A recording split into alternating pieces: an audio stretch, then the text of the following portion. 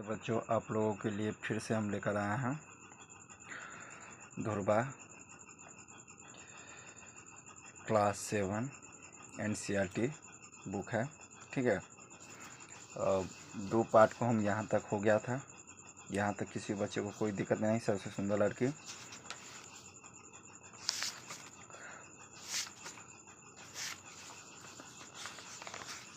चलिए फिर हम आप लोगों के सामने लेकर आए हैं मैं हूँ रोबोट।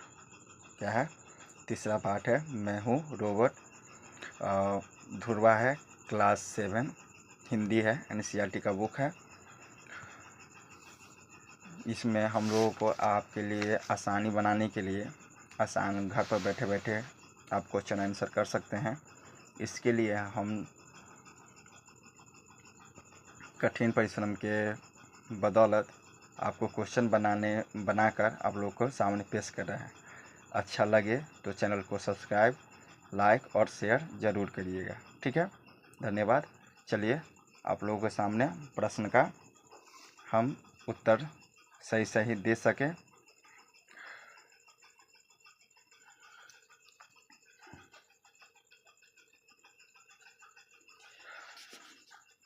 इसमें क्या है?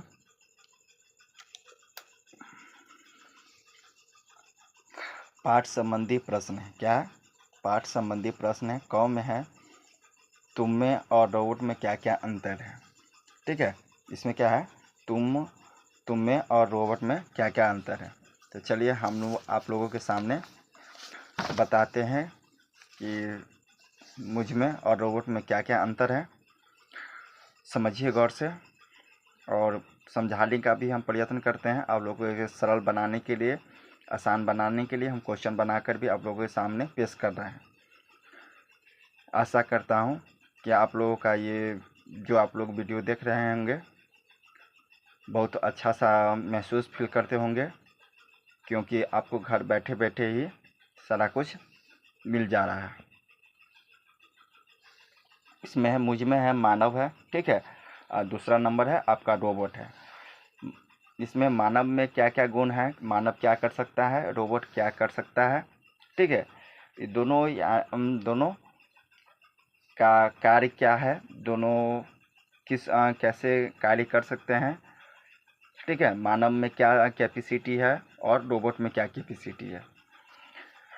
चलिए क नंबर देखते हैं। मानव का शरीर हाड़ सांस का बना होता है। ठीक है, ये मानव है। रोबोट में है क में है रोबोट का शरीर लोहा, इस्पात तथा प्लास्टिक से बना होता है। ठीक, फिर मानव में है ख है सिराओं और धमनियों। क्या है? सिराओं और धमनियों का जाल बिछा हुआ है। रोबोट में है ख है रोबोट में तारों का जाल विद्यमान होता है। मानव में है ग मानव की सिराओं तथा धमनियों से में रक्त प्रवाहित होता है। रोबोट में है ग है रोबोट के तारों में विद्युत प्रवाहित होती है। मानव में घ है मानव हर तरह के कार्य को करने में सक्षम नहीं है। ठीक है, रोबोट में घ है रोबोट हर तरह के कार्यों को करने में सक्षम है। फिर है मानव में अंग है मानव मौसम की मार को झेल नहीं सकता। अंग में है रोबोट को मौसम की मार से कोई नुकसान नहीं होता। फिर है मानव में च है मानव गंध का अनुभव कर सकता है, और रोबोट में है च है रोबोट गंध का अनुभव नहीं कर सकता है। चलिए अगले का प्रश्न है। ख नंबर है अगर तुम्हें रोबोट से कुछ काम करवाना हो तो क्या करोगे। ठीक है, तो इसका उत्तर होगा अगर मुझे रोबोट से कुछ काम करवाना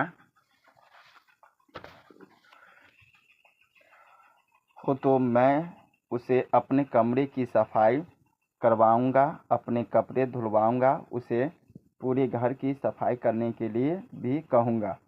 ताकि मेरी माता जी की कुछ मदद हो सके। ठीक है, यहाँ तक कोई बच्चों को कोई दिक्कत नहीं, समझने और लिखने में किसी प्रकार की कोई कठिनाइयाँ नहीं होगी।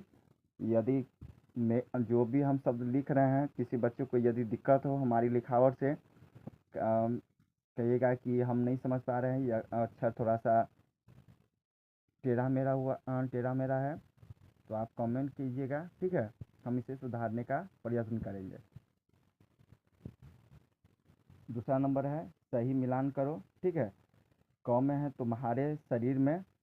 ठीक है, तुम्हारे शरीर में होगा तो इसका होगा सिराओं और धमनियों का जाल बिछा हुआ है। ठीक है, क्या है? सिराओं और धमनियों का जाल बिछा हुआ है। फिर आपका हो गया ख नंबर है मनुष्य अपनी बुद्धि के बल से। ठीक है, इसका होगा चांद पर पहुंचा है। क्या है? मनुष्य अपनी बुद्धि से के बल से कहाँ जा सकता है, तो क्या होगा? वो चांद पर पहुंचा है। फिर आपका ग नंबर है रोबोट का मस्तिष्क, तो होगा इसका कंप्यूटर। रोबोट का मस्तिष्क क्या होता है? कंप्यूटर ही होता है, क्योंकि सारा कंप्यूटर से ही जुड़ा हुआ होता है रोबोट का शरीर। रोबोट का शरीर लोहा, इस्पात और प्लास्टिक का बना है। क्या है? लोहा, इस्पात और प्लास्टिक का बना है।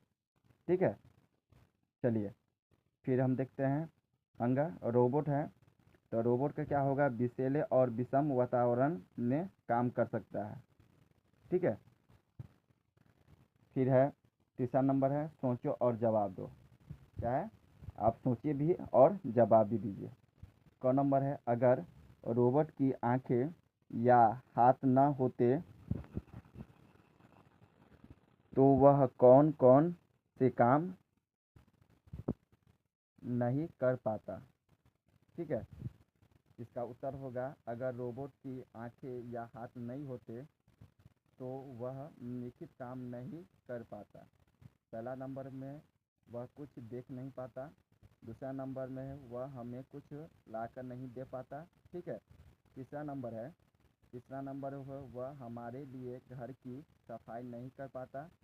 चौथा नंबर में है वह चीज़ों को जान तथा समझ नहीं पाता। चलिए आगे देखते हैं। फिर आगे क्या है? ख में है रोबोट ऐसे कौन कौन से काम कर सकता है जो मनुष्य नहीं कर सकता है।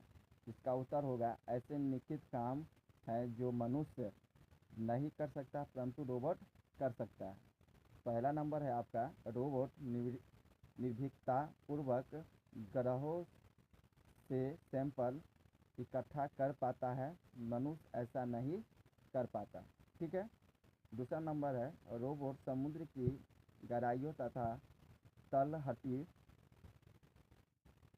में उतर पाता है, मनुष्य ऐसा नहीं कर पाता है। तीसरा नंबर में है रोबोट बर्फीले स्थानों पर बिना किसी कठिनाई के कार्य कर सकता है, मनुष्य को ऐसा करने में बहुत प्रकार की कठिनाइयाँ होती है। ठीक है, यहाँ तक प्यारे बच्चों किसी को समझने में दिक्कत नहीं है। चलिए आगे चौथा नंबर में है।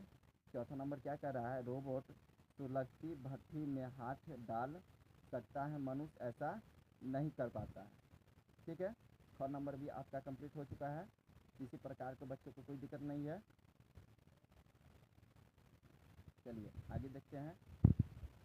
ग नंबर है रोबोट ऐसे कौन कौन से काम नहीं कर सकता है जो मनुष्य कर सकता है। उत्तर होगा इसका रोबोट निश्चित काम नहीं कर सकता जो मनुष्य कर सकता है। ठीक है, अब पहला नंबर देखिए, पहला नंबर है रोबोट सुन नहीं सकता। ठीक है, दूसरा नंबर में है रोबोट स्पर्श नहीं कर सकता। तीसरा नंबर में है रोबोट मनुष्य के समान सुख दुख का अनुभव नहीं कर सकता। चौथा नंबर में है रोबोट मनुष्य के समान किसी वस्तु का निर्माण नहीं कर सकता। ठीक है, यहाँ तक किसी बच्चे को कोई दिक्कत नहीं है।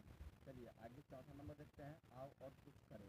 ठीक है, इसमें है रोबोट कई आकार प्रकार के होते हैं, जैसे गाड़ी नुमा, मशीन नुमा आदि। पत्रिकाओं और समाचार पत्रों से उनके चित्र और मनपसंद लेख काटकर अपनी कॉपी में चिपकाओ। ज़रूरत हो तो कंप्यूटर इंटरनेट की भी मदद लो। ये क्वेश्चन बच्चे हम आपके लिए छोड़ दिए खाली, ठीक है। इसमें हमारी कोई सहायता नहीं होगी, आपको खुद बनाना होगा और खुद अपनी समझ से इस क्वेश्चन को पूरा करना होगा। चलिए आगे का प्रश्न हम देखते हैं। आगे का प्रश्न है 5वां है, नमूने के अनुसार लिखो। ठीक है, नमूना मतलब होता है आपका उदाहरण हो गया, जैसे सजीव और निर्जीव है, ठीक है। क का है सम, सम मतलब होता है विषम, ठीक है। फिर ख है गर्मी मतलब होता है सर्दी। ग है गंदा मतलब होता है साफ। घ है कम मतलब होता है ज़्यादा। अंगा है जीवन मतलब होता है मरण। च है हाजिर मतलब होता है गैर हाजिर। छठा हम देखते हैं, सही शब्द चुनकर वाक्य को पूरे करें, ठीक है। क में है मेरा शरीर हाड़ मांस का नहीं बल्कि क्या है, लोहा इस्पात और प्लास्टिक का बना है, ठीक है। ख नंबर है वेणु 7वीं कक्षा में पढ़ता है और खाली है, यहाँ पर हम और भरे हैं, रेड पेन का है, रेड पेन से लिखे हैं, ध्यान रखना है। खाली है, खाली स्थान है, इसमें हमको भरना है, ठीक है। तो इसमें हम और अथी लिखे हैं, उसकी बहन 8वीं कक्षा में पढ़ती है। ग नंबर में पहले खाना खा लो, फिर यहाँ पर डैश है, तो इसमें हम फिर भरे हैं पढ़ना है, ठीक है। घ है तुम्हें घूमना पसंद है, फिर डैश है, हम इसमें या भरे हैं, खेलना है। अंगा है मैं तैरना चाहता हूँ, फिर डैश है, हम यहाँ पर लेकिन भरे हैं, मुझे तैरना नहीं आता। च है छाता लेकर जाओ, फिर यहाँ पर खाली स्थान है, डैश का रिक्त स्थान है, हम यहाँ पर भरने हैं वरना भीग जाओगे, ठीक है। 7वां प्रश्न हम देखते हैं, पढ़ो और समझो। निम्नलिखित वाक्यों को पढ़ो और रेखांकित शब्दों की ओर ध्यान दो। तुम जानते हो कि ये शब्द मैं शब्द के विभिन्न रूप हैं। मैं शब्द सर्वनाम है और ये सभी शब्द भी सर्वनाम है। इसी प्रकार वह लड़का अथवा लड़की तथा तुम सर्वनामों के विभिन्न रूपों से पांच वाक्य बनाओ। फिर है आपका नमूना, ठीक है। नमूना में है वह यंत्र मानव नहीं, तुम यंत्र मानव हो। चलिए पहला पॉइंट है, मैं एक यंत्र मानव हूँ। आम भाषा में लोग मुझे रोबोट कहते हैं। दूसरा पॉइंट है मेरा शरीर हाड़ मांस का नहीं है, ठीक है। तीसरा है मेरी भी टांग भुजा और उंगलियां हैं। चौथा है लेकिन मेरे ये सभी अंग धातुओं से बने हैं। चलिए अब लास्ट है, इसका उत्तर हम देखते हैं, जो अभी हम पहले बोले हैं। 7वां क्वेश्चन का उत्तर है वह का रूप वे हैं, फिर डैश का निशान है, वे खेलने गए हैं। तुम के विभिन्न रूप, ठीक है। तुम्हें मतलब होता है तुम्हारे घर जाना। तुम्हारा मतलब होता है तुम्हारा बैग मेरे पास है। तुम्हारी मतलब होता है तुम्हारी किताब मेरे पास है। तुमसे होता है तुमसे मुझे कुछ काम था। फिर है तुमको टीचर बुला रही है। तुमने यह गंदा कर दिया है। प्यारे बच्चों, आशा करते हैं आप लोगों को ये वीडियो अच्छा लगा हो, तो लाइक और सब्सक्राइब ज़रूर करें। और जो आपके दोस्त हैं या कोई आपके छोटे बच्चे हैं जो आप बच्चे देख रहे हैं या कोई युवा व्यक्ति देख रहे हैं तो अपने बच्चों को सहायता की या हेल्प के लिए ज़रूर ये वीडियो दिखाएं। उनको सहज और सरल भाषा में हम लिखकर आप लोगों के सामने वीडियो पेश कर रहे हैं। आज के लिए इतना ही। धन्यवाद। जय हिंद। मन लगाकर आप लोग पढ़ाई कीजिए। चलिए फिर हम आप लोगों के सामने कल अगला चैप्टर लेकर आएंगे।